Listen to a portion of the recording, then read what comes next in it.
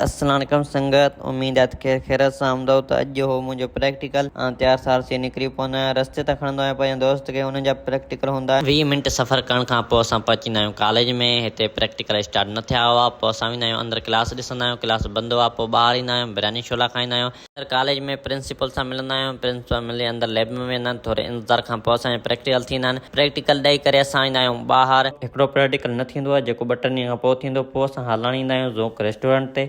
हिते असां चांहि घुराईंदा आहियूं, चांहि त माशाल्लाह VIP हुई। पोइ असां ईंदा आहियूं ॿाहिरि, पोइ असां हलाइण शहर में वेंदा आहियूं, कुझु फ्रूट वठंदा आहियूं, फ्रूट जो जूस ठाराईंदो आहे मुंहिंजो दोस्त। छो त उनजे दोस्त रत कट आई हुई हॉस्पिटल मां, त उनखे जूस वग़ैरह ॾींदा आहियूं। पोइ असां निकिरी पवंदा आहियूं पंहिंजे दोस्त खे घर वटि छॾे। पोइ अची वेंदा आहियूं घर में फ्रेश वग़ैरह थी मानी वानी खाई आराम करे। पोइ शाम थी वेंदी, शाम में असर जी निमाज़ तयारी करे असां वेंदा आहियूं मस्जिद। ही मूंसां गॾु इज़ान बि हूंदो आहे, निमाज़ पढ़ी असां निकिरी पवंदा आहियूं। अगरि ही तव्हांखे व्लॉग पसंदि आयो हुजे लाइक एंड सब्सक्राइब कंदा। मिलंदासीं नेक्स्ट व्लॉग में। ख़ुदा हाफ़िज़।